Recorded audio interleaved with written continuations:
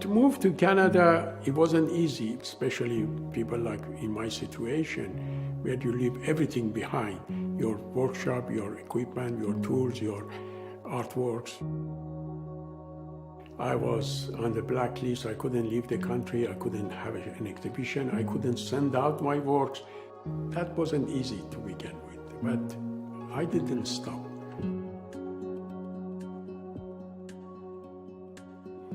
Here is a good place.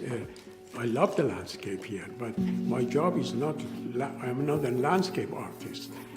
My thought is in Iran. I live here, but my ideas are the continuation of the ideas I started in Iran.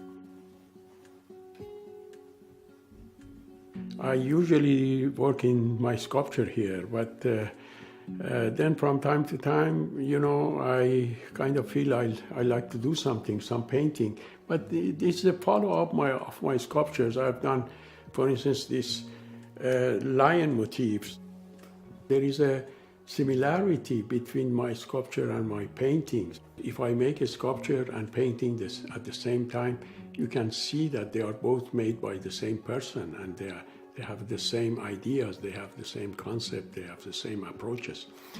For the last few months, I've been working on the lions constantly. I made quite a few of lion canvases and works on papers and two-dimensional works with lions.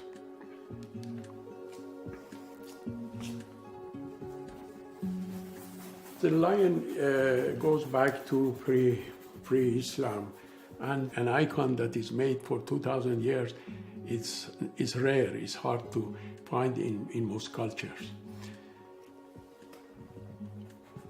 When we accepted Islam in 7th century, then we of course had to follow all the rules, and then the sculpture was banned and prohibited.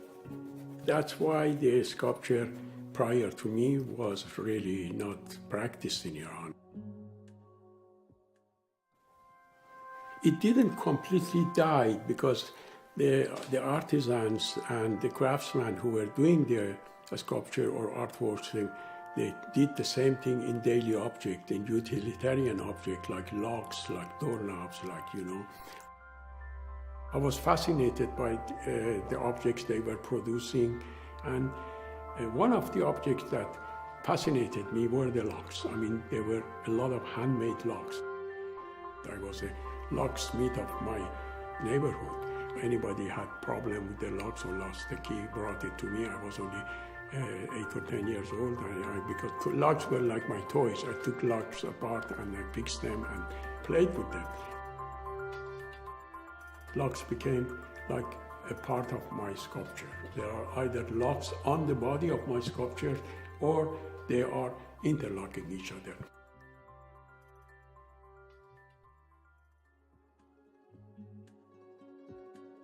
I love large sculpture. Large sculptures, they talk to you. A large sculpture to me is a statement. For instance, these are also from my Hiç series.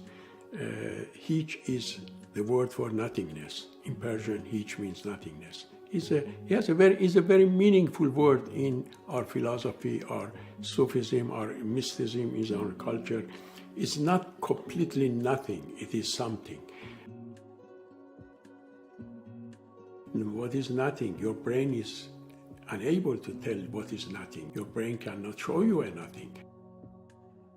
In order to show that Hiç is not nothing, you cannot underestimate the Hiç.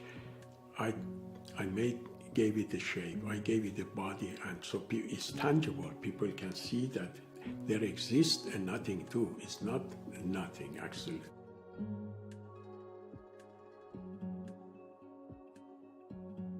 Of course, everything is something, but there are nothings too.